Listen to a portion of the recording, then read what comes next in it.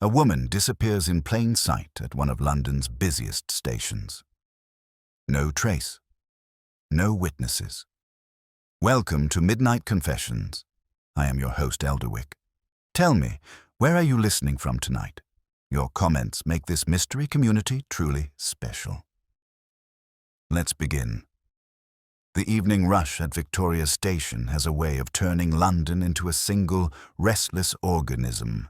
The chuff of engines its breath, the metallic shriek of brakes its cry, and the ceaseless murmur of travellers its heartbeat. I had come only to observe it all with the idle curiosity of a man at loose ends. The war had long since given me a taste for bustle. Peace, I found, far too often requires one to wait. On the concourse, a sea of hats drifted past like dark lilies. Porters, grimly dignified beneath mountains of luggage, slid their trolleys with practiced grace. The great station clock observed all with unhurried contempt, its hands indifferent to human crises.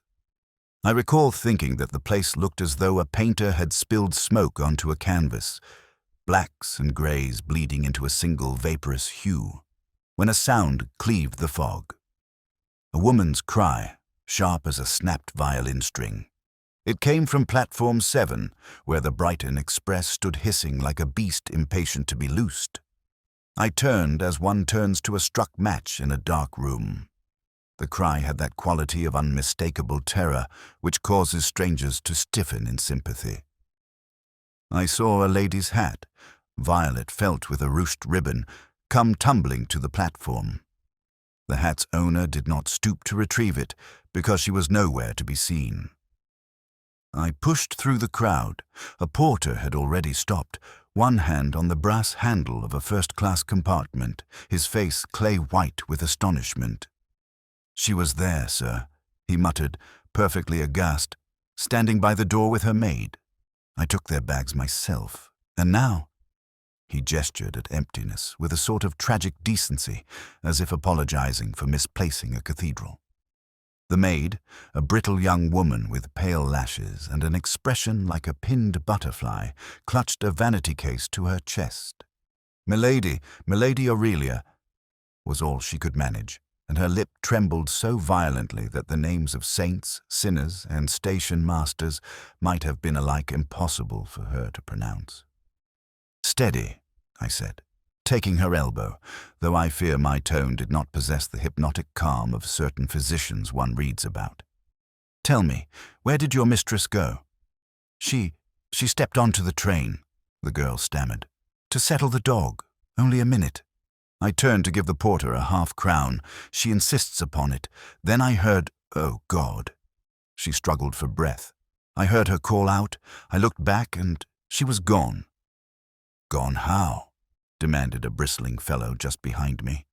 A colonel by the look of him, prize-fighter's jaw and the kind of mustache that suggested entire campaigns could be won beneath it. "Women don't evaporate on the instant, my girl. Out with it." The maid shook her head. "I don't know, sir. The compartment is there." She pointed a shaking finger. I followed her indication. It was one of those little first-class cubicles, snug and fidgety, with a leather banquette and polished walnut fittings that gleam like obedient soldiers on parade. The door stood open onto a small chaos, a hat-pin case overturned, a glove crumpled on the floor, a copy of the Tatler splayed face down as though embarrassed by its own contents. A silver whistle on a chain swung from the luggage net, ticking idly against the brass rail with a sound too delicate for the circumstances. "Here, what's this about?" A uniformed railway inspector elbowed his way through, followed by a constable with a notebook and a complexion suggesting a long acquaintance with boiled beef. Presently the platform manager arrived, and with him 2 or 3 onlookers of a curious stamp. That is to say, the sort who would attend their own funerals if invited. "Name," the constable grunted to the maid. "Eva Leigh, sir, Lady Aurelia Montfort's maid. Were bound for Montfort House in Sussex." At that, a murmur ran through the bystanders, because Lady Aurelia Montfort was a name that commanded a certain recognition. Beauty, fortune, and an eccentric uncle whose indulgence of antiquities was rumoured to include sarcophagi that leaked in wet weather. I had seen Lady Aurelia at a charity ball in May. I remembered a profile like a Roman coin and a laugh that could have made daylight out of the underground if directed properly. This made the present agitation feel both more terrible and more unreal. "Right then," said the inspector, in the tone of a man who wished to be obeyed by the atmosphere as well as by the citizenry. "Nobody in or out. Porter, get those doors shut. You," to the constable, "take names. We'll have the train held." "Begging your pardon," said the porter, but her ladyship was speaking to someone at the window just before she stepped in. A gentleman in a bowler, thin chap with spectacles and one of them stiff collars that never seems to be on friendly terms with the neck inside it. "Did they argue?" I asked. Not exactly argue, more like urgent, like he'd remembered something dreadful just as the whistle was to blow. "And where is this gentleman now?" The inspector's eyes performed a quick inventory of the platform, as if the man might have obligingly sprouted a sign reading "Suspicious individual here." "Gone, sir." "Of course he's gone," grunted the colonel. "All the inconvenient men are." "Who are you, sir?" the constable asked without warmth. "Colonel Archibald Tyers. New Lord Montfort in the East. I'm to dine with him tonight." He looked at the vanishing smoke with displeasure, as though betrayal by steam were a particularly low stratagem. "How long between the lady stepping in and her scream?" I ventured. The porter scratched his head, then looked up at the clock. 30 seconds. A minute at most. Enough for me to shift the valise and turn back with her ticket clip. We examined the compartment. The window was latched from within. The corridor door, too, had been closed, though the latch now hung slightly ajar, as if a hasty hand had tugged and not quite sealed it. The valise, a handsome crocodile affair, sat upright in the corner. Its straps were fastened. The little dog, a fox terrier in a red travelling coat, regarded us non-committally from the seat, as if all of London's melodrama were a feature it appreciated in moderation. Locked doors, sealed windows, a vanished lady, and a yapping witness, the colonel muttered. "Curtain up." The constable bent to inspect the floor. No signs of a struggle. "Struggles rarely leave minutes and seconds neatly folded on the timetable," I said, though I took his meaning. My attention had fallen upon a small, odd thing. On the window-sill, where the glass meets the wood, a stripe of fine grit, not soot but pale, as though a road's dust had come to roost there. I rubbed a pinch between finger and thumb. It had the soft grit of ground chalk. "Chalk?" said the inspector, noticing my expression. "We're not in Dover." He winked at his own wit, like a man who tipped himself for service rendered. "And this, sir?" Eva Leigh's tremulous voice drew us back. She had opened the vanity case with that reverent horror one reserves for relics and insurance statements.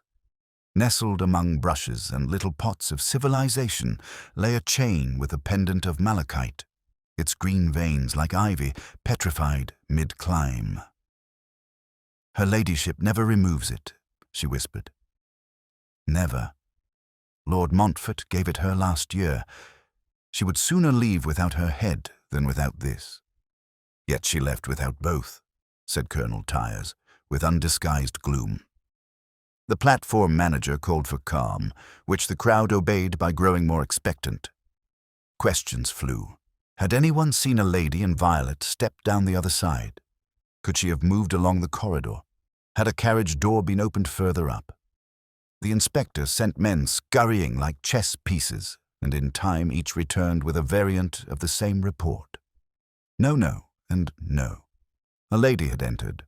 A cry had been heard. The lady was not found. At last the station's loudspeaker, with admirable insensitivity to drama, announced delays and diversions in a voice that would have congratulated one on a shipwreck. The train's departure was postponed. Gentlemen glanced at their watches. Ladies at their companions. Someone made jokes about elopements. The fox terrier sneezed. "Sir," the constable addressed me suddenly, pencil lifted like a truncheon. "And you are?" "Captain Hastings," I said. "Occupation?" "Retired," I said with a mental rue for the sort of man that makes one feel obliged to justify the fact. "I was acquainted with Lady Aurelia." "Slightly." "Then you'll know if there are friends of hers here." He cast a meaningful eye over the platform. "Or enemies?" "Her circle is large," I said. "As to enemies, when a person is admired, she offers many people the opportunity to consider themselves overlooked." "Poetic," muttered the colonel. "Useless, but poetic." The inspector, perhaps in a bid to reclaim the moment, thunked the compartment door shut, then opened it again, theatrically proving the lock unremarkable. "We'll have to search the train," he declared, "car by car." He was turning away when a soft voice behind us, unremarkable save for its careful neatness, said, "Permit me, monsieur, a little caution." We all turned, but the speaker had not addressed us after all. The voice belonged to a slight, neatly dressed man standing some paces off, watching with an air of grave politeness.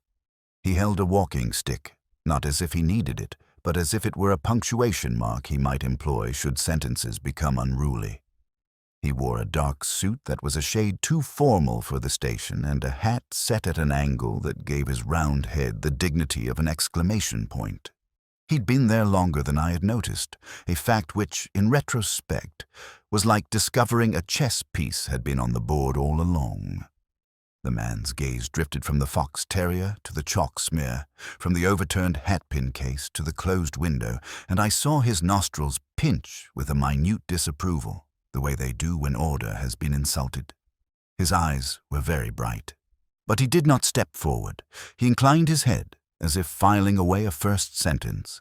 Then, merely tipping his hat to the maid with grave courtesy, he moved aside, allowing the inspector and constable to barrel past as though he were a gentleman making way for a parade in which he had, so far, no official part. Somewhere a whistle blew. The station trembled with the anticipation of movement that did not come. The colonel cursed softly and muttered about telegrams. Eva Lay stood with both hands on the vanity case, as if bracing herself against a tide. I looked again at the compartment, at the too-still dog, at the clink of the tiny silver whistle in the luggage rack, at the chalk dust glinting like faded frost, and felt that prickle which says one has stumbled onto the first page of something with a mind of its own. A lady had entered a sealed compartment and vanished in the space of a breath. As I would later tell my friend Hercule Poirot over coffee and the most symmetrical of pastries, the puzzle began not with a body, but with a hat on the platform, a pendant left behind, and a cry that had no business being the last sound a living woman made in the middle of crowded London.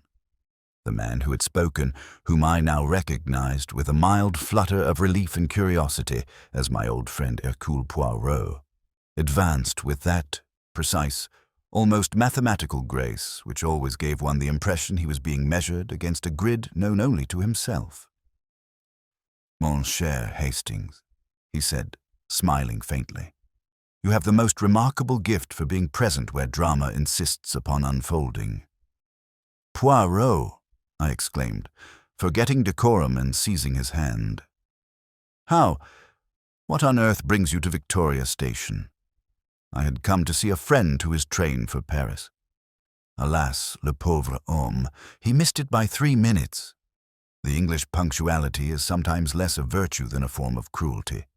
And you, mon ami, you stand here in the middle of a petite catastrophe. Come, you must tell me everything. I recounted the vanishing of Lady Aurelia Montfort as succinctly as possible while the inspector, who had overheard, regarded Poirot with a mixture of relief and suspicion. Few men could look both proud and anxious at once, yet the inspector managed it beautifully. "You're the Belgian gentleman, aren't you?" he said. "The detective." Poirot inclined his head modestly. "It is true. I am Hercule Poirot, at your service." "Well, if you'd like to take a look, we'll be grateful, though I'll tell you plainly, sir, it's a queer one." Mais oui, Poirot murmured, stepping delicately into the compartment as though entering a chapel. It is very queer. A lady who disappears between two blinks of the eye. How remarkable. He examined everything in silence. His eyes darted from object to object, the overturned hat-pin case, the pendant, the faint dusting of chalk on the sill. He ran a finger along the latch of the window, sniffed the air, then straightened one of the seat cushions with a look of satisfaction, as though balance restored to furniture might aid in restoring order to thought. "Observe, Hastings," he said softly. "Nothing here suggests violence. No torn fabric, no blood, no displaced object save the trivial. Yet one cry of fear, unmistakable."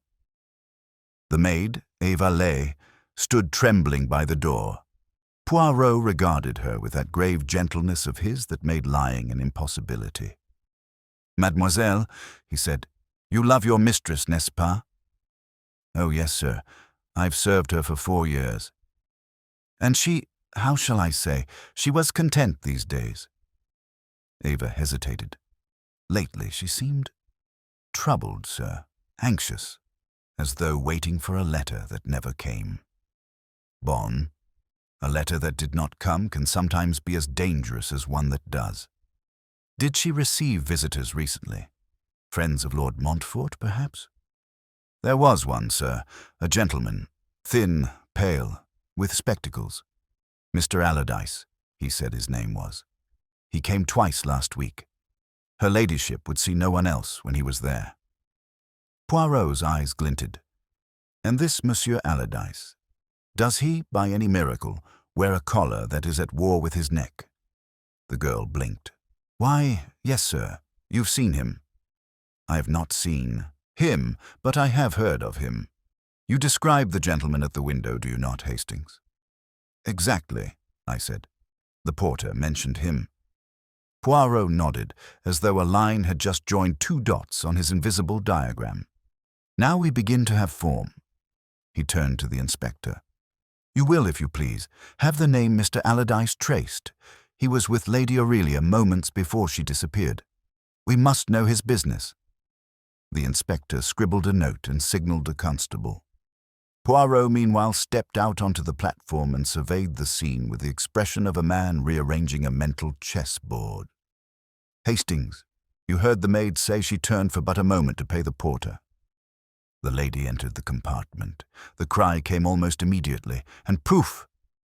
She is gone. There are 2 possible doors of exit, the one to the corridor and the one to the platform. Neither was used. Therefore, if she did not leave by door or window, she has not left at all. "Not left at all," I exclaimed. "But she isn't here." "Precisely. And that is what makes it most interesting." He paced slowly, his patent leather shoes clicking like a metronome. "A trick, Hastings, is always performed for an audience. The crowd here." He gestured delicately to the onlookers, still buzzing with fascination. "They are the witnesses to a miracle, but every miracle conceals a mechanism. One must find it." He leaned down suddenly, eyes sharp. "Regardez, the dog's leash. It is clipped to the handle of the seat, not to a case or a rail. Tiens, the animal could not have followed its mistress, even if she called. Curious, is it not, that she who doted upon this small beast should tie him so securely before stepping inside? Perhaps she meant to fetch something first," I suggested. "Or perhaps," said Poirot softly, "she knew she would not return." The words hung in the air like a low bell.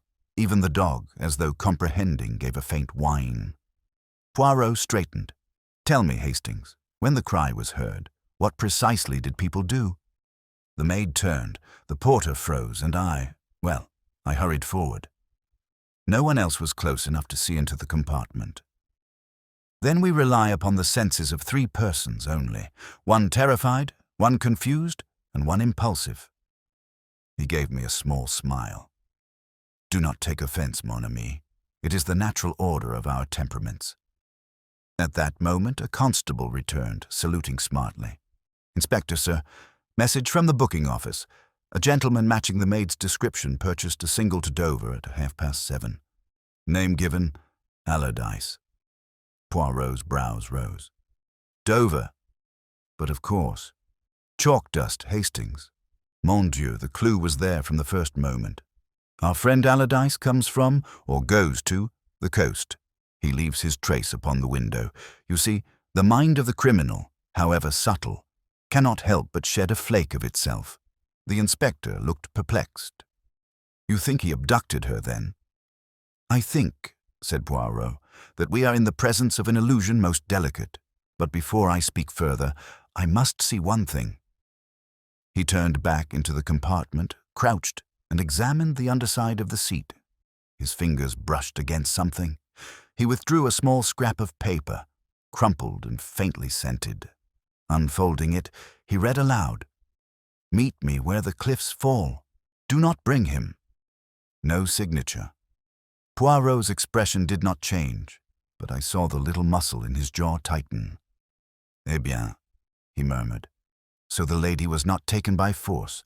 She went to meet someone of whom Lord Montfort must not know. The cry, perhaps not fear, but surprise.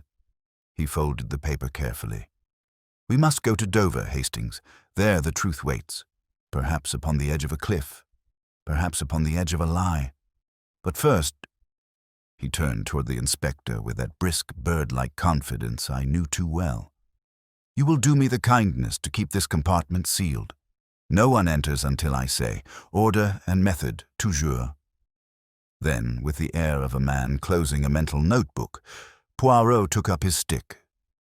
Come, Hastings. The lady has vanished, yes. But a disappearance is merely a journey in disguise. And with that, we followed the trail that began in smoke and fear, and now pointed toward the sea. The journey to Dover that night felt like the slow unwinding of a riddle. Poirot sat opposite me in the train compartment, hands neatly folded upon the handle of his cane, eyes half closed as though he were resting. Yet I knew him well enough to recognize that every flicker of light on the window pane, every sound of the wheels, was being carefully weighed within that astonishing mind of his. Consider it, Hastings, he murmured at last. A lady of breeding and position disappears from a locked compartment. There is no struggle, no disorder, no cry of pain. She leaves behind her pendant, an object she treasures, and a note that tells her to come alone. Mais oui, the key to the mystery lies not in violence, but in intention. You mean she went of her own accord? Exactamente, but not, I think, to elope or escape for pleasure. That note, it bears the tone of secrecy, perhaps fear. Do not bring him. Who is him, Hastings? Her husband, Lord Montfort, or another, someone who would have thwarted this meeting? I frowned, recalling the letter's few words. If she left willingly, why the scream? People don't cry out like that unless something's gone very wrong. Poirot nodded. True. The cry was genuine, spontaneous. Therefore, something occurred between her act of obedience, stepping into the carriage, and the instant before disappearance. Something she did not expect. He leaned forward, lowering his voice. I suspect, mon ami, that the compartment was not chosen by chance. Its location, the timing of the train, the presence of this Monsieur Allardyce. It is all arranged with the precision of a play. Lady Aurelia entered upon a stage built for her alone. We reached Dover near midnight. The sea wind struck cold and sharp, tasting faintly of salt and secrets. A thick mist lay over the docks, smothering the lamps so that each glowed like a drowning star. Poirot, untroubled by the hour or the chill, led the way with unfailing assurance, as though the fog itself might part out of respect. He questioned the night station-master first, a weary man with coal-dust eyebrows who seemed perpetually apologetic for his own existence. A tall gentleman with spectacles, collar of the clerical stiffness, and manner of a man who fears to perspire, Poirot inquired. The station-master nodded slowly. Aye, sir. Came in earlier this evening. Asked about the trains for Calais, but none suited him. Took a cab toward the cliffs about an hour ago. Alone? Had a lady with him, veiled. Smallish, dressed fine, but wrapped up close. Seemed nervous, if you ask me. She wouldn't speak a word. I caught my breath, but Poirot merely lifted his chin. Merci, monsieur. The cab, did he hire it from the stand? From Jem Blake, sir. Old fellow, but steady. You'll find him down by the tea-room when the fog drives him back. We found Jem Blake in precisely that condition, nursing a cup of steaming liquid that might once have resembled tea. He was a weathered creature, his skin as grooved as driftwood, eyes bright with the simple authority of a man who has seen too much weather to be impressed by mystery. Drove him up toward St. Margaret's Bay, he said after Poirot had pressed a shilling into his palm. Quiet pair. Gentleman did all the talking. Stopped by the old signal house near the cliff path. I was to wait, but after 10 minutes or so, fog rolled in thick as broth. And when I looked again, gone. Just gone. Gone? I repeated. You mean the both of them vanished? Cab was empty, sir. Door shut. Road clear. Poirot's eyes gleamed in the lamplight. The sea and the chalk, toujours il conspire. Hastings, recall what I said. The mind of the criminal leaves its trace. Here, the trace is the very landscape. Chalk on the window, the word cliffs in the note. It is all one picture. Yet I do not think Lady Aurelia met her end by falling. You believe she still lives. I believe she still chooses, which is not the same thing. Come, let us see this place. The drive along the coast was eerie.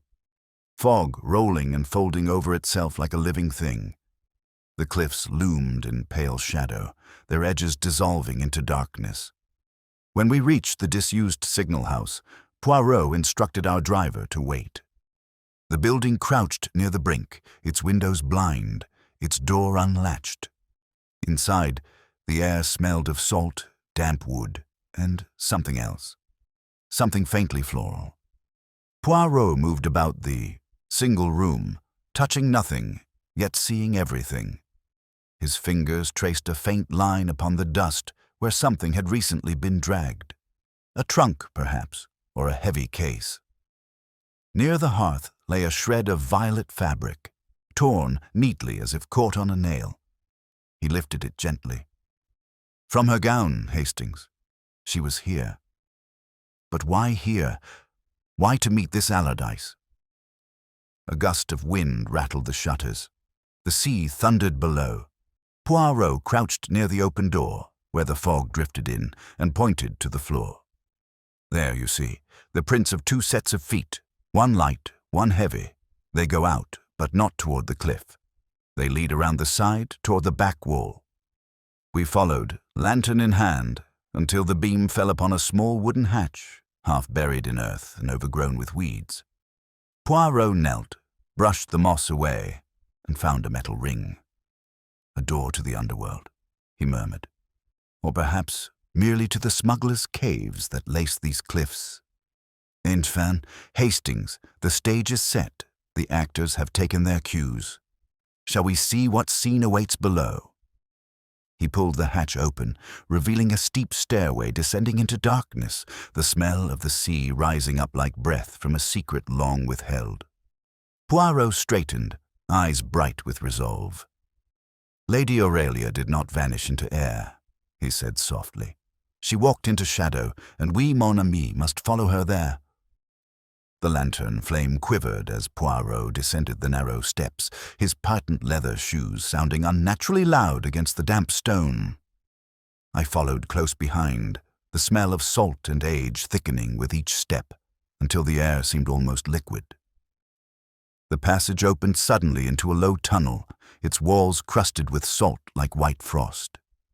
A faint drip echoed from somewhere deep within. Poirot moved with the steady caution of a man reading invisible handwriting. Observe, Hastings, he said softly.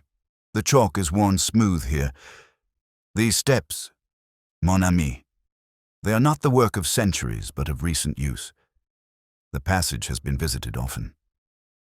I held the lantern higher, revealing marks along the walls, scratches, a scuff of boot leather, even the faint outline of a handprint smeared with what might have been sea mud.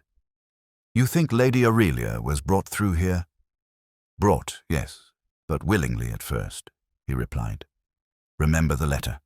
She came to meet someone she trusted, or thought she did. But something occurred here to change trust into fear.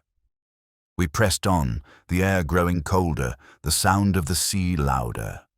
Presently, the tunnel widened into a small chamber cut from the rock, and there we stopped. On the ground lay the remains of a candle, its wax still pliant, as though it had burned not long ago.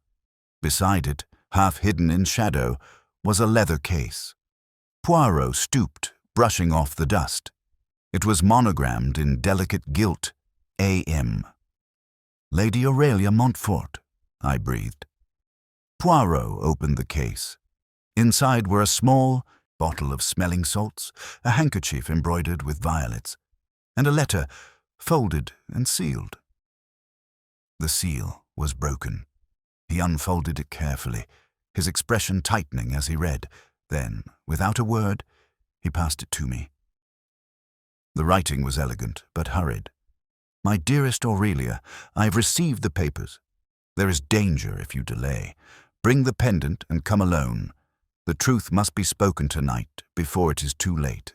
You will understand everything when we meet." "Ah, that is not Allardyce," Poirot said quietly. "He signs only with the initial. He assumes she will know him without question. So she comes. But note, bring the pendant." Yet it was left behind. Therefore, she never reached the moment of exchange. "Perhaps she refused to hand it over," I suggested. "If it were valuable, there might have been a struggle." Poirot shook his head. "No, the pendant is symbolic. It is sentiment, not gold. Something else was desired, something she alone possessed. Knowledge." He turned toward the far wall where a faint draught stirred. The lantern's glow revealed a fissure leading deeper into the rock, where the sound of water rose and fell like breathing.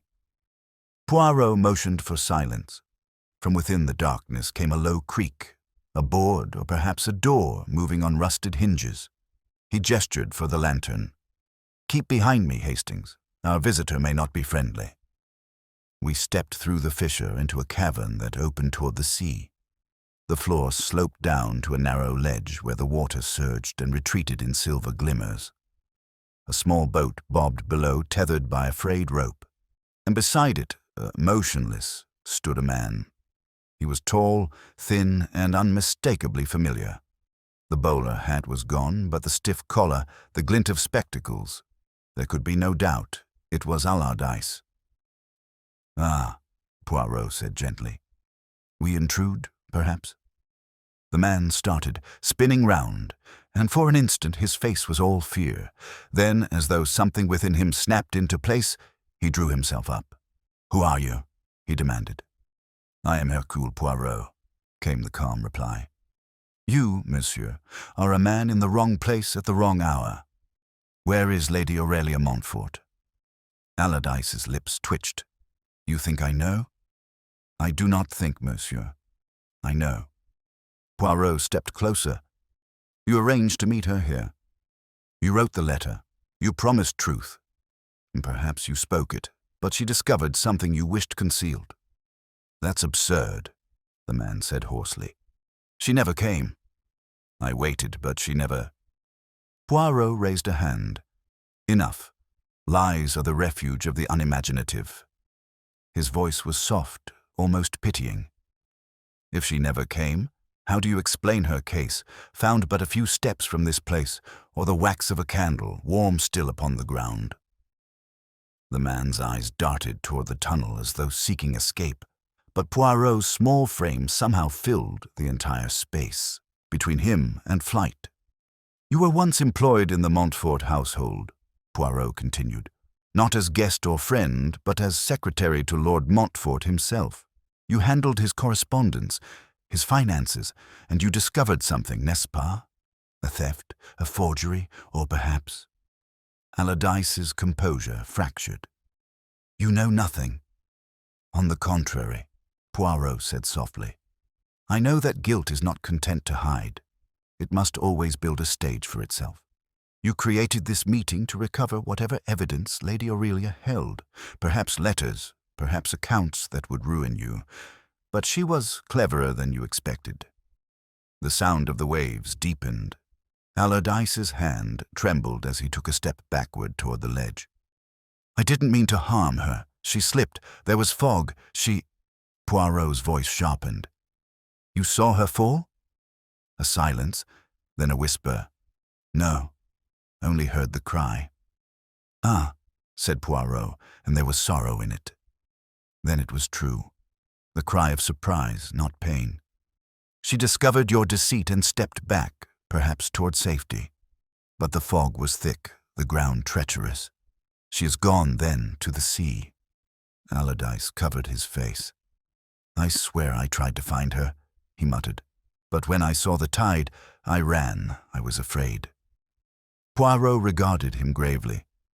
A coward and a thief, but not, I think, a murderer. He turned toward me. Come, Hastings. The tide is rising. We can do nothing more here tonight. In the morning, perhaps, the sea will give up what it has taken. And as we climbed back toward the faint promise of daylight, the echo of the waves followed us, rhythmic, relentless, like a clock marking the seconds between guilt and revelation. Dawn came in a pale wash of grey, the sea still restless under a lid of cloud. Poirot stood on the edge of the cliff, his coat buttoned tight against the wind, eyes fixed on the churning water below. Beside him, I felt the chill not merely of the air, but of the thought that Lady Aurelia Montfort, graceful, radiant, so very alive, might now lie somewhere beneath that rolling surface, reduced to a mystery even time would refuse to solve. Yet Poirot's stillness was not despair, but calculation. His mind, I knew, was already measuring angles, distances, probabilities, the invisible mathematics of truth. The body has not been found, I said quietly. No, he answered, and that, Hastings, is very curious. The tide was high last night, yes, but it recedes with the morning. If the lady had fallen here, the sea, so generous in its returns, would by now have left some sign, fabric, a shoe, a trace of colour upon the rock. There is nothing. You think she's alive? I think, he said, turning, that the sea has been blamed too quickly. Monsieur Allardyce's story, though imperfect, contains the flavour of sincerity. He did not push her. He is guilty of fear, not of murder. But there is another question we have not asked. If Lady Aurelia did not fall, where did she go? We descended once more toward the signal house. The fog had thinned, revealing the rough path that wound along the cliff's edge, and beyond it, a scatter of cottages half hidden by gorse. Poirot examined the ground near the old hatch, his keen gaze darting from pebble to print. Here, he said suddenly. 2 sets of tracks again, one light, one heavier. But see how they diverge. The heavier, Allardyce, goes back toward the tunnel. The lighter, finesse incroyable, turns upward, not downward. They lead to the surface. To freedom, Hastings. Lady Aurelia was not dead when Allardyce fled. She escaped him. I stared. But to what end? Why vanish completely? Why let her husband, her friends, the world believe she drowned? Poirot smiled faintly. Ah, voilà, the heart of it. When one disappears, it is never from accident, but from necessity. She meant to vanish. We followed the faint prints along the slope until they joined a narrow lane that led inland. A shepherd boy, tending his flock nearby, confirmed that he had seen a lady in dark clothes walking fast before dawn. She had stopped to ask the way to St. Margaret's village, and then, without waiting for thanks, hurried on. She lives, I murmured, relief and wonder colliding within me. Oui, Poirot said gravely. But the living, when they hide, are sometimes more difficult to find than the dead. We reached the village by mid-morning. It was a place of quiet respectability, whitewashed cottages, a square where the post office and church kept each other company, and an inn that smelt of salt and bacon. Poirot, whose sense of precision extended even to inquiries, began by questioning the innkeeper, a plump woman with the shrewd calm of one who misses nothing. "Indeed, sir," she said, polishing a glass. "There was a lady came early this morning, pale as death she was, but well dressed beneath her cloak. Took a room for the night under the name Mrs. Allen, paid in notes, left again not an hour later before breakfast." Poirot's eyes sharpened. "She left alone?" "So far as I saw, sir, but there was a motor car waiting outside, a dark one, fine tires. The driver stayed inside, hat pulled low. They drove off toward Dover Road." Poirot thanked her, and as we stepped back into the sunlight, he said quietly, "A car implies planning. This was no impulse. Someone expected her here." "You think she arranged it?" "Perhaps. Or perhaps another did. Someone who sent the note, who drew her to the cliffs. Not to kill her, but to remove her from sight. Ah, Hastings, there are vanishings and vanishings. Some are tragic, others strategic."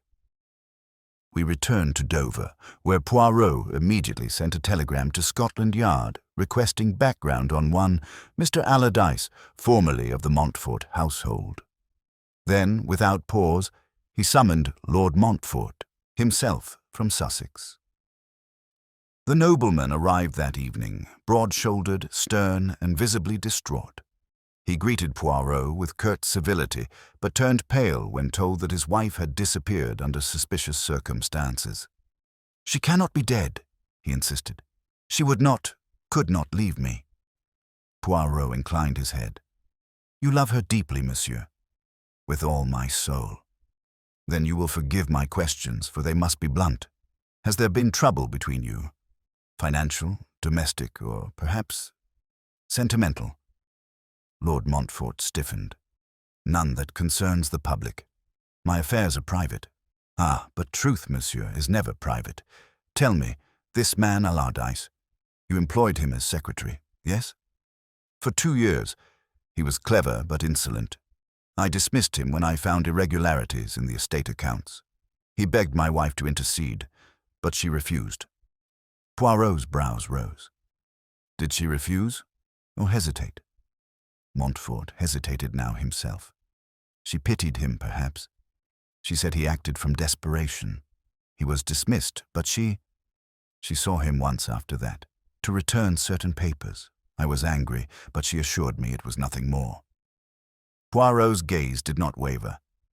"Then tell me, my lord, what are these papers?" Montfort's mouth tightened. "Letters, I believe. Family matters of no significance. Yet they frightened her enough to meet a man in secret." Poirot stepped closer, his tone gentle but implacable. "You are withholding something, my lord. I urge you, speak now, or the truth will speak without you." For a moment, Montfort said nothing. Then, with a great sigh, he sat down. "There was an inheritance dispute," he confessed at last. "A trust in her name, a fortune from her late uncle. She feared I had used part of it to cover certain debts. Allardyce discovered it and threatened exposure. She went to him to protect me." Poirot's eyes softened. "Ah, then love, not deceit, brought her here." He turned toward the window, where the sea glimmered faintly under the dusk. "But love that conceals truth becomes tragedy, mon ami. I believe Lady Aurelia lives still, and not for long shall she remain hidden." I looked at him in astonishment. "You know where she is?" Poirot smiled faintly, his eyes distant, luminous. "I know why she vanished.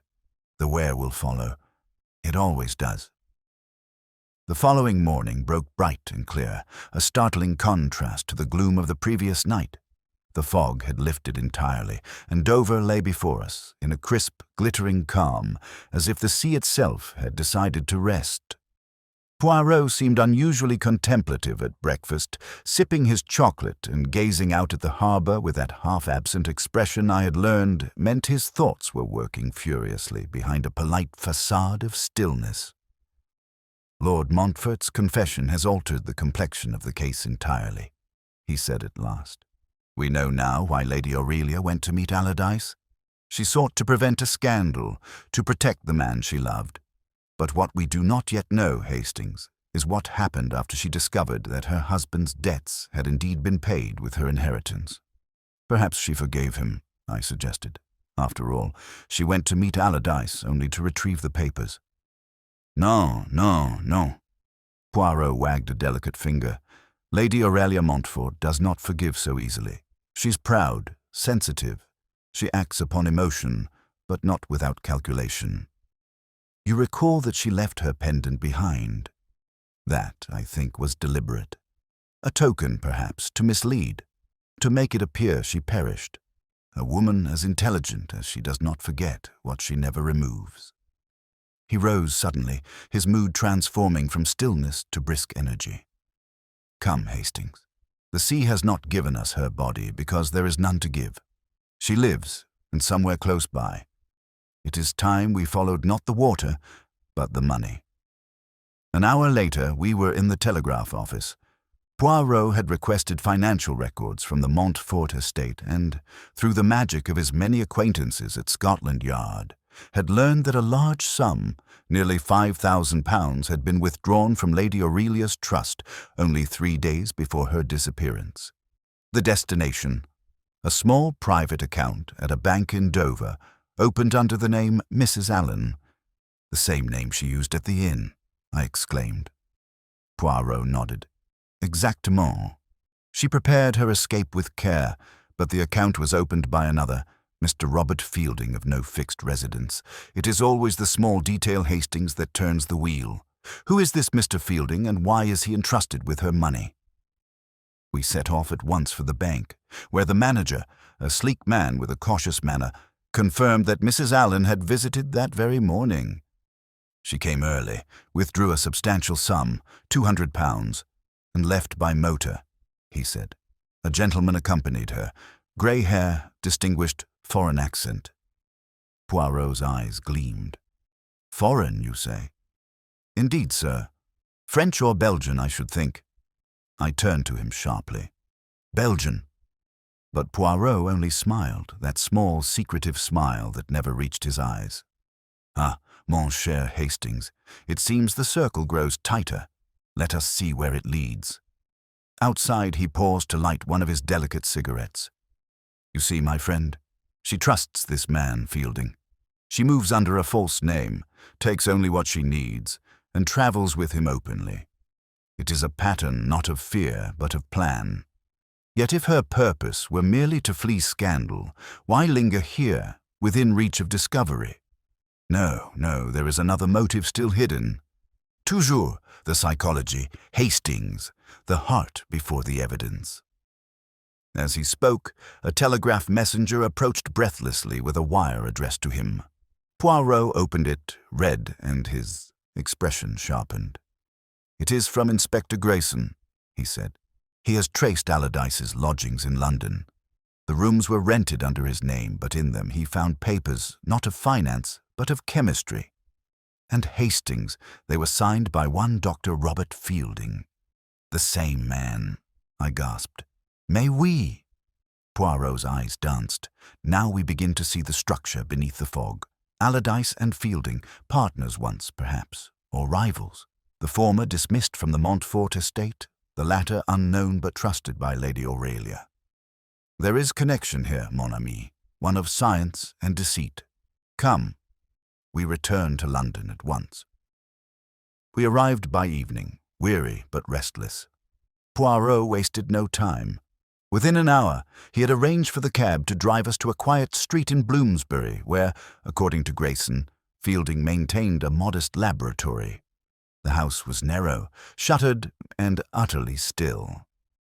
Poirot instructed me to wait by the gate while he approached the door. It opened almost immediately. Not to the doctor, but to a woman. I recognized her at once, despite the plain clothing and the heavy veil. Her eyes, luminous even in the half-light, gave her away. Lady Aurelia, Poirot said gently. You have chosen a most perilous way to protect those you love." She recoiled, then steadied herself, pride flaring even in shock.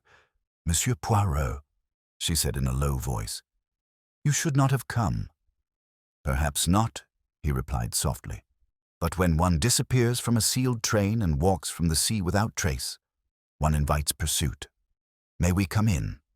The truth, madame, requires witnesses." For a long moment she hesitated, torn between fear and resolve. Then she stepped aside. "Very well," she whispered. "But I warn you, once you enter, you will wish you had not." Inside, the air was thick with the scent of chemicals and something bitterly metallic. At a desk near the window stood a man I'd never seen before. Tall, graying, his features intelligent but hardened by long disillusion. He turned as we entered, and his eyes met Poirot's with a flicker of recognition that chilled me. "So," the man said softly, "the great Hercule Poirot at last." Poirot bowed slightly. "And you, monsieur, are the elusive Dr. Fielding. It seems we arrive at the end of one disappearance and the beginning of another mystery altogether." Lady Aurelia sank into a chair, her face pale but composed. "You know too much already," she said bitterly. "But since you will not leave, then you shall hear everything, from the beginning." Poirot inclined his head. "Très bien. The beginning, madame, is always the best place to find the end." Lady Aurelia sat motionless for several moments, her hands clasped tightly in her lap. The single lamp on the desk cast a pale circle of light that left the rest of the room in shadow. When she began to speak, her voice was calm, but beneath it ran the unmistakable current of exhaustion, the kind that comes from too many nights spent in fear. "I met Dr. Fielding 3 years ago," she said slowly. "He was a colleague of my uncle's, Professor Armand Leclerc. They worked together on chemical compounds during the war. When my uncle died, I inherited not only his estate, but also his private papers containing research that could be worth a fortune if properly developed." She glanced toward Fielding, who stood silently by the desk, his expression unreadable. "I did not understand their value until last month. Then Allardyce came to me. He said my husband had drawn heavily upon my inheritance. He showed me forged documents, signatures, transfers, everything to make it appear I had consented. I was horrified, but I did not believe him. I went to Dr. Fielding for advice, knowing he had been my uncle's confidant. That was my mistake." Fielding's tone was cold when he spoke. "You came of your own will, Lady Aurelia.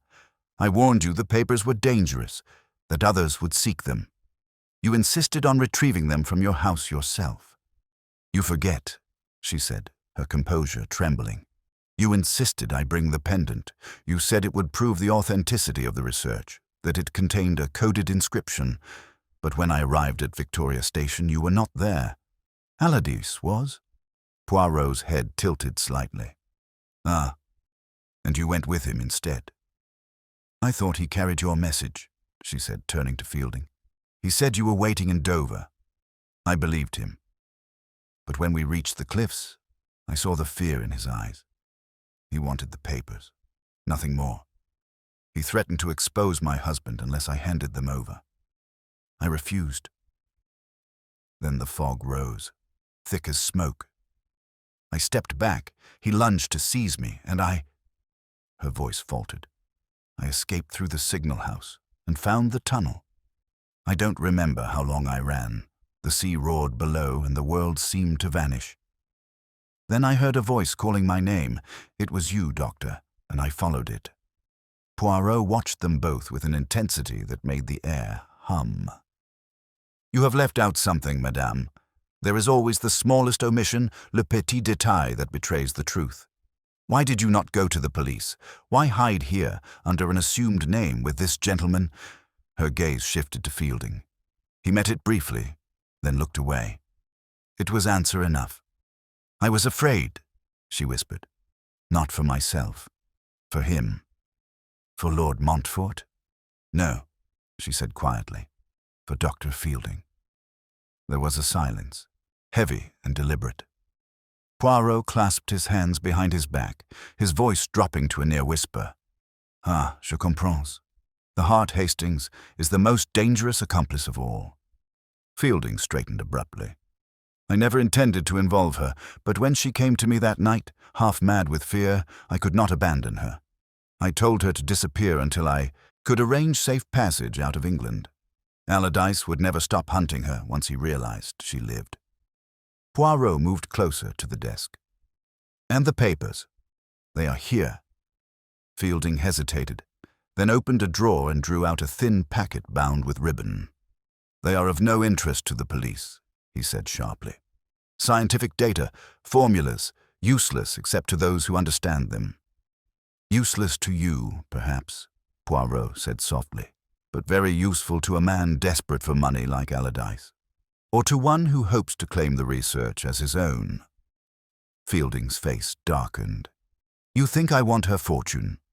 I think you want redemption, Poirot replied. You were once a brilliant man, yes, but discredited after the war for work that was, how shall we say, unorthodox. You sought a chance to restore your name, and Lady Aurelia's inheritance offered that chance. You did not lure her here with malice, but with ambition. For a long moment, no one spoke. Then Lady Aurelia rose suddenly, her voice rising with quiet passion. You are wrong, Monsieur Poirot. Dr. Fielding risked everything to protect me. Whatever his past, he is no thief. He saved my life. Poirot regarded her gently, his expression unreadable. I do not doubt he saved it, madame, but the motive, that is always more complex than the deed. He may love you, yes, but love itself can deceive. Fielding took a step forward, his jaw tightening. You speak as though you have already judged me. Not at all, Poirot said mildly. I never judge before I understand, and I do not yet understand the final piece, the letter. Lady Aurelia frowned. What letter? The one found near the cliffs, Poirot said, producing it from his pocket. Meet me where the cliffs fall. Do not bring him. It was signed only with an A. You believe it to be Allardyce. Yet what if it was not? Fielding stiffened. What are you implying? Poirot's gaze moved from one to the other. That someone wished Lady Aurelia to go alone. Yes, but perhaps not for the reason we think. Look at the phrasing. Do not bring him. Not your husband, not Lord Montfort. Simply him. You, Dr. Fielding, perhaps. Fielding's breath caught. Nonsense. Or perhaps, Poirot said softly, it meant another man entirely. Someone Lady Aurelia feared but dared not name. Lady Aurelia's face had gone pale. You mean, my husband? Perhaps, Poirot murmured. Perhaps not. The words conceal more than they reveal. But I tell you this, madame. The man who wrote that letter was neither Allardyce nor Fielding. It was written by one who knew of both, and who desired you to vanish, so that his own guilt would never come to light. Her lips parted. But who? Poirot's eyes gleamed, calm and certain. That, Lady Aurelia, is what we shall discover before this day is done. For I believe the author of that letter has already placed himself very near to us, so near that his shadow crosses even now this very room. And as he spoke, the faint creak of a floorboard sounded from the passage beyond the door, and Poirot turned sharply toward the sound, his voice low but decisive. Voilà, Hastings. The final act approaches. Poirot moved first, swiftly but without haste. His hand lifted, and his voice, calm yet commanding, rang out. Enter, if you please. There is no more need for stealth. The door opened by degrees, revealing a tall figure framed in the light from the hall. For an instant, I did not recognize him. The long journey, the tension of the previous night had changed him, but when the lamp's glow touched his face, I started back. Lord Montfort, Lady Aurelia gasped, one hand pressed to her throat. Her husband stepped forward, his expression taut, pale and unsteady. His eyes darted from her to Fielding, then to Poirot. "So it is true," he said quietly. "You are alive." "Lionel," she whispered, the syllables trembling. "You followed me." "I had no choice," he said, his tone low, dangerous. "You vanish in a storm, the world believes you dead, and within days the newspapers whisper of missing funds, of disgrace. I came to clear my name, Aurelia, to bring you home." Poirot raised an eyebrow. "A noble purpose, Monseigneur, though your timing is most convenient." Montfort turned sharply toward him. "I've heard of you, Monsieur Poirot. You pride yourself on seeing through men. Then see through this. I loved my wife. I've done wrong, yes, but not the wrong you suspect." "Perhaps not," Poirot said gently. "But let us speak of letters. You received one the night before Lady Aurelia's disappearance, did you not? It arrived by hand." Montfort frowned, then hesitated. "Yes. I assumed it from my solicitor. There was no signature. It warned me not to go to the station, that Aurelia wished to travel alone." "Ah." Poirot's eyes brightened. "So she was not the only one summoned by a letter. Each of you received instructions to move, to stay, to meet, to vanish. The letters orchestrated everything, yet they bear the same handwriting." He reached into his pocket and drew out the folded note recovered at the cliffs. "Observe, my lord, the same ink, the same slant, written by a left-handed man." He turned, looking directly at Dr. Fielding. Fielding's face remained composed, but his hand, resting upon the desk, twitched slightly. "That is absurd," Fielding said evenly. "I had no reason to write to either of them." "No reason?" Poirot asked softly. "But reason, it hides itself beneath logic, n'est-ce pas? You loved Lady Aurelia. You wished to free her from her husband's shadow and claim the knowledge, the research for yourself. You wrote the first letter to lure her to Dover, believing Allardyce would frighten her into fleeing to you. But when she vanished, the plan grew, complicated. You wrote the second letter to Lord Montfort to delay pursuit." Lady Aurelia rose, shaking her head. "No, that cannot be true. He saved me." Poirot held up a hand. "He saved you, yes, from the consequences of his own trap. The fog, the cliffs, too much went awry. He never intended you to vanish completely, only to reappear under his guidance, dependent upon him. But you fled the plan itself, and that, madame, was your true act of courage." Fielding took a step forward, anger breaking through his restraint. "You twist everything. You call me criminal for protecting her." "Protection?" Poirot's tone sharpened. "You intercepted her telegrams, arranged her alias, even withdrew her funds. That is not protection, it is control. Your love, monsieur, is a prison built from devotion, but there is one thing even you could not anticipate. The third player." "The third?" I asked, startled. "Yes," Poirot said, his voice quiet now, deliberate.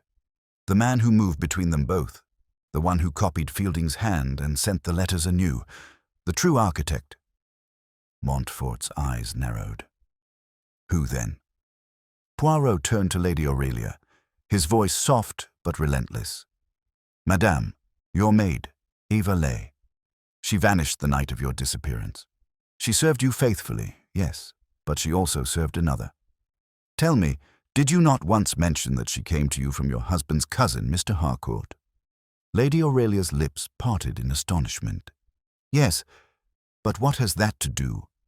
"Everything," Poirot interrupted. "Eva was Harcourt's creature. He knew of your inheritance, of the scientific work, of your husband's debts. He planned to exploit your trust. When he learned of Allardyce's involvement, he saw opportunity to make the lady vanish, to disgrace the husband, and to claim the fortune himself. He copied Fielding's hand, sent the letters, and arranged the meeting that night. But when chaos struck, the fog, the cry, your flight, he fled. Since then he waits, hoping the world will confirm your death so he may collect the estate in your absence." Montfort's face drained of colour. "Harcourt, my own cousin?" Poirot nodded gravely. "The cleverest of criminals, my lord, is not the one who acts boldly, but the one who lets others appear guilty in his place." There was a silence so taut it seemed the walls themselves listened. Lady Aurelia sank back into her chair, eyes bright with sudden comprehension. "Eva, she insisted on packing my papers, said she'd deliver them if I were delayed." "Oh God, she knew." Poirot gave a small, sorrowful bow. "She knew, and she betrayed. But do not fear, madame. The police are already at work. I telegraphed Inspector Grayson from the station this morning. Even now he follows the trail of a woman answering Eva's description on the road to Calais." Montfort moved closer to his wife, his voice low, remorseful. "Aurelia, I have wronged you in pride and silence, but not in love. Can you forgive me?" Her reply was only a whisper, but it carried the unmistakable note of release. "Yes, Lionel, I can." Poirot watched them for a moment, his expression softening. Then he turned toward Fielding, who stood motionless by the desk, eyes shadowed with defeat. "As for you, Doctor, your ambition has outlived its innocence. You will give the papers to the proper authorities. Your name may yet recover its honor." Fielding nodded slowly. "And Lady Aurelia?" "She will live," Poirot said gently. "That is punishment enough, for her and for you." Outside, the first rumble of a carriage echoed down the street. Scotland Yard arriving, precise as the ticking of Poirot's own pocket watch. He drew it out, glanced at the time, and smiled faintly. "It is finished, Hastings," he said. "Order and method have triumphed once again." And as the footsteps of the constables approached, Poirot turned away from the window, straightened his tie with perfect care, and murmured, "It is always so, mon ami. The truth, it hides in the smallest of gestures. One must only look long enough, and it reveals itself, like a lady stepping from the fog." Inspector Grayson arrived precisely as Poirot had predicted, hat pulled low, coat collar turned up against the drizzle that had begun to fall. His heavy boots left neat, wet imprints upon the polished floor as he entered the study, his sharp eyes flicking from Lady Aurelia to Lord Montfort, and finally resting on Dr. Fielding, who stood pale but composed beside the desk. Poirot greeted him with the serenity of a man who already knew how the evening would end. "Ah, my dear Grayson," he said smoothly. "You are punctual, as always. Have you brought what I requested?" Grayson reached into his pocket and produced a folded sheet of paper. "A wire from Dover. They've caught the maid, Eva Lay, at the harbour. Tried to board a packet to Calais under the name Mrs. Harcourt. Found this in her trunk." He handed Poirot a small leather folio, damp from the sea air. Poirot opened it carefully. Inside were several letters, the same handwriting as the notes found before, and a bundle of bank certificates bearing Lady Aurelia's forged signature. Beneath them, a single photograph. It showed a young woman, Eva, standing beside a man with a narrow face and sharp patrician features. The name scrawled across the back read, "Thomas Harcourt." Lady Aurelia drew in her breath sharply. "That's him, Lionel's cousin. He visited often before the war." "Visited, yes," Poirot murmured, "and observed. The serpent among the lilies. He used Eva to gain your confidence, madame, and through her, your trust. He learned of the pendant, of the research of your husband's debts, all the pieces of a puzzle he could manipulate without ever appearing to touch them." Montfort's expression hardened. "Where is he now?" Grayson answered grimly. "Vanished. Eva claims he's gone ahead to France, but no record of him leaving through any legal port. We'll have every crossing watched, though." Poirot nodded. "He will attempt to disappear as cleverly as Lady Aurelia was made to, but he is not her equal in intellect, only in deceit. His flaw is always the same, that he cannot resist the elegance of his own design. He will leave a mark, a signature, as all artists do." He replaced the letters in the folio and handed it back to Grayson. "Keep these safe, mon ami. They will prove both forgery and conspiracy." Then, turning to the Montfort, his tone softened. "Your ordeal, I think, is nearly ended." Lady Aurelia rose slowly, her colour returning, though her voice trembled still. "Nearly? Then there is more." "Only one question remains," Poirot said gently. "And it is the most delicate of all. How far will the truth reach? The world believes you dead. There will be scandal, inevitable, though undeserved. Do you wish me to announce that the lady lives, or shall I allow the illusion to persist a little longer, until your affairs are arranged?" Montfort looked at his wife, his eyes filled with something more fragile than love. Respect, perhaps, or shame turned to understanding. "It is your choice, Aurelia." She hesitated, then shook her head. "No more lies. Let it be known I live. I will not begin again in shadow." Poirot inclined his head approvingly. "Très bien. The courage of truth. It restores the symmetry of things." Grayson cleared his throat. "If you're ready, sir, I'll see to the arrest of the maid. There's also a statement to be taken from Dr. Fielding, if you'll accompany me." Fielding looked up wearily. "Yes, Inspector. I have nothing more to hide." Poirot touched his arm lightly. "Do not despair, Doctor. Redemption is not the absence of guilt, but the choice to face it. You will assist the authorities with your knowledge of Harcourt's dealings, and perhaps even find your honor again." When they had gone, the house fell into an uneasy quiet. The ticking of the clock on the mantel filled the silence like a steady pulse. Lady Aurelia sat before the dying fire, her eyes distant. Poirot stood by the window, watching the street lamps shimmer on the wet cobblestones. "Strange, is it not," he said at length, "how the human heart deceives itself? Love, greed, fear, they all wear the same mask until one looks too closely. Your husband's pride blinded him, your loyalty bound you, and poor Ava's ambition destroyed her. Yet beneath it all, it was Harcourt's vanity that made him stumble. He fancied himself a playwright, moving others upon his stage. But every author leaves a fingerprint upon his prose." Montfort frowned. "And what of Allardyce?" Poirot's eyes glimmered. "He will face trial, yes, but I have petitioned that mercy be shown. His greed was petty, compared to Harcourt's, a pawn who mistook himself for a player. When a man believes himself indispensable, Hastings, it is always the prelude to his downfall." I nodded, though still struggling to absorb the enormity of it all. The letters, the forgeries, the vanished cousin whose shadow had loomed behind every act of deception. It was as though the entire affair had been a hall of mirrors, each reflection showing a different distortion of truth. Poirot closed his eyes briefly, then turned back to us. "And so, order returns.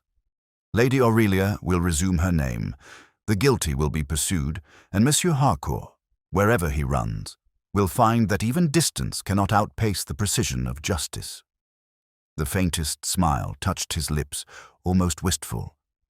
"It is as I have said before, Hastings. The world, it is full of chaos, mémoire. I have a passion for the exact, and when the pattern is complete, when the lines align just so, then the mind may rest." He reached for his hat and cane. "Come, my friend. Our work here is done. We will return to London, take a small breakfast at Simpson's, and I shall permit myself the indulgence of a brioche, for truly my little grey cells have earned it." As we stepped out into the misted street, I glanced back through the window. Inside, the Montforts stood together before the fire, their faces softened by its glow. No longer the haunted figures of the previous night, but two people beginning again, fragile yet free. Poirot followed my gaze and smiled faintly. "Ah, Hastings," he murmured. "There are crimes of passion, and there are passions that commit no crime. It is a delicate distinction, but one worth understanding." The carriage rolled away into the quiet dawn, and as the first pale light spread over London, I thought, as I always did at such times, that there was something strangely comforting in the way Poirot restored order to the world. Wherever confusion reigned, he would set it right, and for that, even the fog itself seemed to bow in deference as we passed. The morning papers carried the news 2 days later. Lady Aurelia Montfort found alive, dramatic unravelling of the Victoria Station mystery. Below the headline ran a brief, cautious summary of events, stripped of scandal but rich in admiration for the remarkable deduction of the Belgian detective, Monsieur Hercule Poirot. Hastings, as always, took a quiet pride in seeing his friend's name printed in such dignified type, though Poirot himself only gave a modest sniff. "Ah, the English press," he said, folding the newspaper neatly. "They prefer the facts without the flavour. No mention of the psychology, the human heart, the tragedy behind the triumph. Non, non. For them it is all trains, tunnels, and telegrams." We sat together in his flat that evening, the case formally closed. Lady Aurelia and Lord Montfort had departed for Sussex to repair what could be repaired. Dr. Fielding, released after full cooperation, had left England quietly, promising to dedicate himself henceforth to medicine, not chemistry. As for Thomas Harcourt, his name had surfaced at last in Calais under an alias, but his freedom was short-lived. Scotland Yard had their man by the end of the week. Poirot, immaculate in his dressing gown, reclined in his chair, fingertips pressed together. "And so," he said, "our tale concludes as all good tales should, with justice tempered by understanding." I could not help asking the question that had lingered since Dover. "Poirot, did you always suspect Harcourt? From the beginning?" He smiled, eyes half-lidded in that infuriatingly serene way. "Not always, mon ami. At first I was deceived as everyone else. The disappearance appeared miraculous, and where there is miracle, there is always design. I saw the chalk dust and thought of Dover. Yes, but I asked myself, who benefits from her vanishing? Not Allardyce, who is poor, not Fielding, who is proud, not Montfort, who is too obvious. Only one other stood to gain both fortune and freedom. Harcourt, the invisible cousin. He was the spider at the center of the web, tugging the strings of all the others. "But the letters," I protested. "You didn't even have Harcourt's handwriting." "Mais justement," Poirot leaned forward. "That was my clue. The letter was written by a left-handed man, yes, but too carefully, too consciously slanted. It was an imitation, not a habit. Only someone right-handed would attempt to disguise his script that way. And who among the cast had such vanity, such perfection of manner, such a taste for elegance? Harcourt, the aristocrat who studied mimicry like an art. From the moment I saw the loops of those letters, I knew the culprit was one who had taken pains to seem otherwise. I shook my head, smiling. "You make it sound so simple." "Mais bien sûr, it is always simple, once one knows. The little grey cells, they see where others only look." He rose then and moved to the window, gazing out at the twilight that spread softly over the rooftops. "It is a curious thing, Hastings. Lady Aurelia vanished to protect her husband, and her husband nearly destroyed himself to find her. The one act of deceit that began it all was not the theft, not the forgery, but love itself. Love without trust. It is, as ever, the most dangerous of motives." For a while, we sat in comfortable silence. The fire crackled softly. Outside, the faint hum of the city stirred like a living thing. Poirot's cat dozed on the windowsill, tail twitching at imagined order. At last, I said, "It was quite the performance, wasn't it? The cry at the station, the sealed compartment, the missing lady, all London in uproar. And in the end, it was nothing more than a web of human folly." Poirot chuckled softly. "Rien que cela, a web of folly, and yet what a beautiful pattern it made. Each strand, each choice, interwoven to form the grand design. You see, Hastings, I've always said it. Murder, theft, disappearance, it matters little. The true mystery, always, is the soul. He turned from the window, adjusting his cuffs with precise satisfaction. Lady Aurelia will return to society in time, her story softened by sympathy. Lord Montfort will rebuild his honor through humility. Fielding will find redemption in service, perhaps abroad. And Harcourt, he will have many long years to contemplate that the most perfect crime is one never attempted at all. I laughed quietly. And you, Poirot? What will you do now that order has been restored to the world once again? He gave a delicate shrug. I shall take a small holiday, perhaps to the seaside, somewhere less dramatic than Dover. And there I shall sit with my back to the sea, my face to the sun, and I shall remind myself that for every mystery solved, there are 10 more waiting to be born. He paused, then added with that familiar twinkle, also, the English cook there makes an omelette that is almost worthy of Belgium. We both laughed, and for a moment the entire affair, its fears, its fog, its fragile hearts, seemed to dissolve into the warmth of the evening. As I left later and descended the stairs, I glanced back once more. Poirot stood where I had left him, framed by the lamplight, small and immaculate, gazing thoughtfully at the order he had restored to the chaos of human frailty. And I thought, not for the first time, that if there were indeed justice in the world, it would walk always in patent leather shoes, carry a perfectly balanced cane, and speak softly, with a Belgian accent, with a Belgian accent, with a Belgian accent, with a Belgian accent, with a Belgian accent, with a Belgian accent, with a Belgian accent, with a Belgian accent, with a